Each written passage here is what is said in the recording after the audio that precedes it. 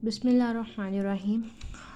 आज हम पढ़ेंगे बायो एनर्जेटिक्स, जो कि हमारा चैप्टर है पंजाब टेक्स्ट बुक का चैप्टर नंबर 11 बायो एनर्जेटिक्स।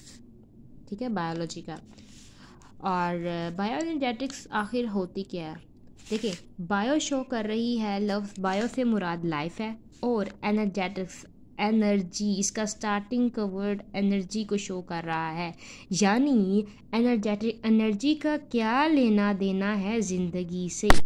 ये चीज़ बायो इस ब्रांच को, इस स्टडी की ब्रांच को, जिसमें हम ये पढ़ें आखिर एनर्जी का क्या लेना देना है ज़िंदगी से, ये कहलाती है बायो एनर्जेटिक्स।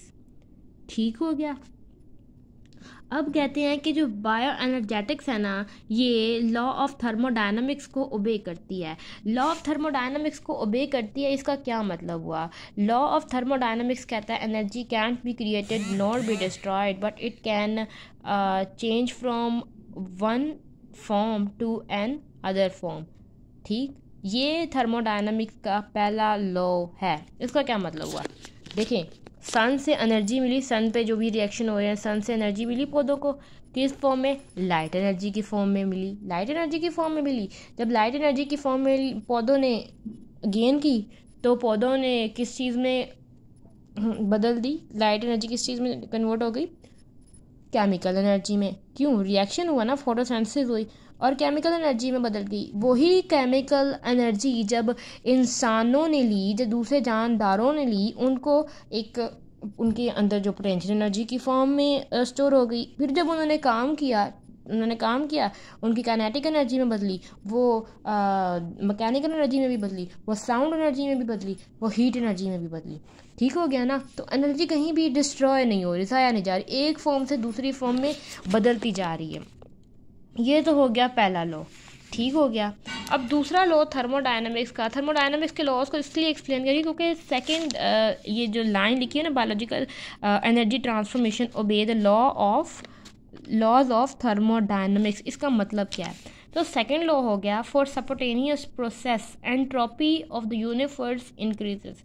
अब इसका मतलब क्या है? देखें, जब भी सपोटेनियस रिएक्शन का मतलब है जो रिएक्शन खुद ब खुद ही हो रहा हो। ठीक है, सपोटेनियस का मतलब वो रिएक्शन जो खुद ब खुद ही हो रहा हो, उसे सपोटेनियस रिएक्शन कहते हैं। हम देखते हैं अपने यूनिवर्स में बहुत से ऐसे स्टार्स हैं, स्टार्स देखते हैं, प्लैनेट देखते हैं, हमारे इन्वायरमेंट पे कुदरत में बेतहाशा ऐसे रिएक्शन हैं जो खुद ब खुद ही हो रहे हैं। ठीक हो गया। और जब वो खुद ब खुद ही हो रहे हैं, एंट्रोपी का मतलब क्या होता है? एंट्रोपी का मतलब जैसे क्लास में एक, समझ लें एक जगह एक स्टेडियम है, उसमें सारे लोग बैठे हुए हैं। जब सारे लोग बैठे ना, अचानक उस स्टेडियम में आग लग जाती है और भगदड़ मच जाती है। अब इस जो भगदड़ मच गई ना, डिसऑर्डरनेस क्रिएट हो गई। ठीक हो गया। अब इस डिसऑर्डरनेस जो क्रिएट हुई है ना, इस डिसऑर्डरनेस को हम कहेंगे एंट्रोपी। ठीक हो गया। अब इस एंट्रोपी की सूरत में अब क्या होगा? इस एंट्रोपी, ठीक है, इस तरह भगदड़ मच गई।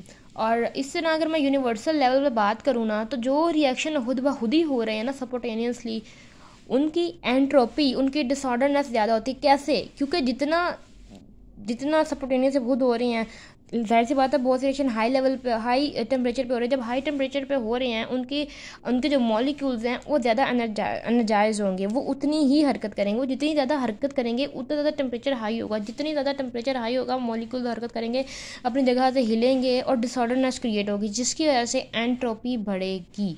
ठीक है, ये हो गया थर्मोडायनामिक्स का सेकेंड लॉ। ठीक, और थर्ड लॉ थर्मोडायनामिक्स का ये कहता है कि अगर कोई एक क्रिस्टल है ना, या कोई भी एक सॉलिड फॉर्म है, ठीक हो गया, तो उसकी सॉलिड फॉर्म है, कोई भी चीज़ अगर सॉलिड फॉर्म में है तो उसकी एंट्रोपी 0 केल्विन पे 0 होती है। मतलब अगर कोई एक सॉलिड फॉर्म है, उसके जो मॉलिक्यूल्स और या जो उसके एक सॉलिड फॉर्म में कोई भी चीज़ है, उसके जो एटम्स होते हैं वो अरेंज्ड होते हैं। ठीक हो गया ना? वो अपने आप में अगर सिर्फ एक वाइब्रेटरी मोशन ही शो कर रहे होते हैं, और वो भी जब हल्का सा उन्हें टेम्परेचर जो उनकी वाइब्रेशन ज़्यादा हो जाती है। नहीं तो एक सॉलिड मटेरियल में जो एटम्स होते हैं वो अरेंज्ड फॉर्म में होते हैं। ठीक हो गया। जब अरेंज्ड फॉर्म में तो उनकी एंट्रोपी ज़ीरो है, एंट्रोपी में उनकी भगदड़ डिसऑर्डरनेस एक अरेंजमेंट में इकट्ठे हुए हैं तो उनकी एंट्रोपी ज़ीरो हुई, भगदड़ ज़ीरो हो गई उनकी। तो ये हो गए 3 थर्मोडायनामिक्स के लॉज। मैंने इसलिए बता दिए क्योंकि यहाँ पे तज़करा है। ठीक,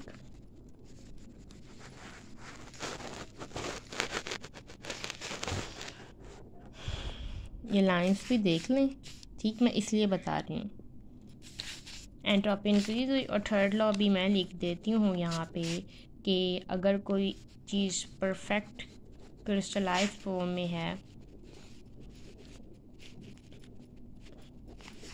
तो 0 डिग्री सेल्सियस पे या 0 केल्विन पे उसकी जो एंट्रोपी होगी ना वो भी 0 होगी, यानी कोई भगदड़ नहीं। अच्छा जी, अब तो ये लाइन तो मैंने एक्सप्लेन कर दी। अब मैं चीज़ें एक्सप्लेन करूँ, बायोएनर्जेटिक्स को मैं किस किस फॉर्म में एक्सप्लेन कर सकती हूँ। अब एनर्जी जब रिएक्शन हो रहा होता है तो रिएक्शन में अगर एक पॉइंट ऑफ व्यू से हम देखें तो कैटाबोलिज्म भी हो रही होती है और एनाबोलिज्म भी हो रही होती है। कैटाबोलिज्म से क्या मुराद है?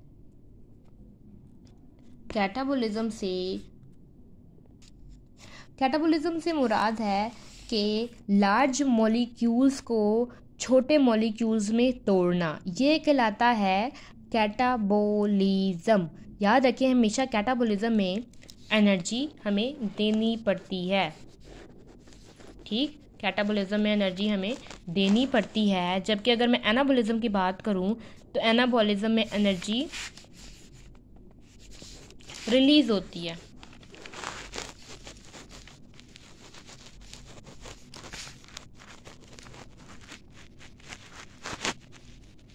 ठीक हो गया। कैटाबोलिज्म में एनर्जी हमें देनी पड़ती है, यानी रिक्वायर्ड होती है, और एनाबोलिज्म में एनर्जी रिलीज होती है। एक तो हमने इसको कैटाबोलिज्म और एनाबोलिज्म को रिएक्शन में बायोएनर्जेटिक्स को कैटाबोलिज्म और एनाबोलिज्म की रूह से देख लिया। अब हम दूसरी रूह से देख लेते हैं। हम कहते हैं बायोएनर्जेटिक्स यानी जो रिएक्शंस हो रही हैं ज़िंदगी में, लाइफ में जो रिएक्शंस हो रही हैं, ठीक, एक ऑर्गेनिज्म में जो रिएक्शंस हो रहे हैं उसमें ऑक्सीडेशन और रिडक्शन भी इन्वॉल्व होती है। वो किस तरह इन्वॉल्व होती है? और ऑक्सीडेशन वो रिएक्शंस जिसमें ऑक्सीडेशन भी हो रही हो, जाहिर सी बात है कॉम्प्लेक्स कंपाउंड्स होते हैं एक लिविंग ऑर्गेनिज्म में, तो वो रिएक्शन मोस्टली वही होते हैं जिनमें वो जो रिडॉक्स रिएक्शंस होती हैं। ठीक है, रिएक्शंस मोस्टली रिडॉक्स रिएक्शंस होते हैं ऑर्गेनिज्म में। अब हम ऑक्सीडेशन और रिडक्शन की सेंस में बात कर लें तो याद रखें ऑक्सीडेशन से मुराद है एडिशन ऑफ ऑक्सीजन का ऐड होना किसी भी चीज़ में जो रिएक्शन में रिएक्टेंट्स पार्टिसिपेट कर रहे हैं। अगर एडिशन ऑफ ऑक्सीजन ऐड हो रही है, ठीक है, रिएक्टेंट में ऑक्सीजन ऐड हो रही है और प्रोडक्ट बना रही है, तो इसका मतलब है ऑक्सीडेशन हो रही है। अगर रिमूवल हो रही है ऑक्सीजन की तो रिडक्शन हो रही है। अगर रिएक्टेंट में से ऑक्सीजन माइनस हो रहा है, ठीक हो गया, और प्रोडक्ट में बन रहा है तो उसमें से ऑक्सीजन रिमूव कर दिया गया, कम हो गया, ठीक हो गया, कम हो गया ऑक्सीजन, तो उसका मतलब है रिडक्शन हुई है उसकी।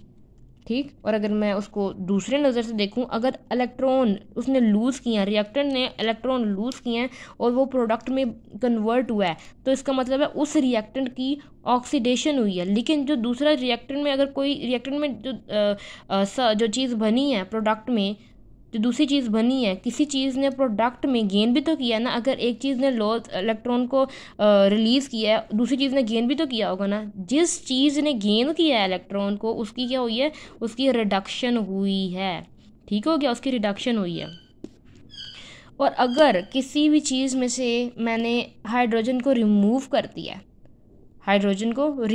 दिया, उसकी ऑक्सीडेशन हो रही है। ऑक्सीजन को ऐड कर दूं या हाइड्रोजन को रिमूव कर दूं, उसकी ऑक्सीडेशन हो रही है। लेकिन अगर मैं दूसरी तरफ बात करूं, अगर मैं हाइड्रोजन को ऐड कर दूं, इधर मैंने बात की है ऑक्सीजन को ऐड करूं और हाइड्रोजन को रिमूव करूं, इधर मैं बात कर रही हूं अगर मैं ऐड करूँ, हाइड्रोजन को ऐड करूँ और ऑक्सीजन को रिमूव करूँ, या हाइड्रोजन को ऐड करूँ या ऑक्सीजन को रिमूव करूँ, तो हो रही है रिडक्शन। और याद रखें हमेशा ऑक्सीडेशन में चार्ज में इंक्रीज़ होता है।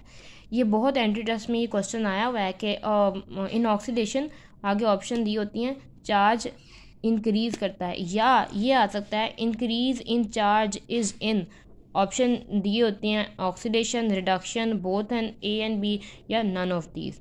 ठीक है, तो इसका आंसर है ऑक्सीडेशन में चार्ज में इंक्रीज आता है। और जबकि अगर मैं रिडक्शन में बात करूँ तो रिडक्शन में चार्ज में डिक्रीज आता है। जैसे अगर मैं सोडियम की बात करूँ, सोडियम ने अगर एक इलेक्ट्रॉन लूज़ किया तो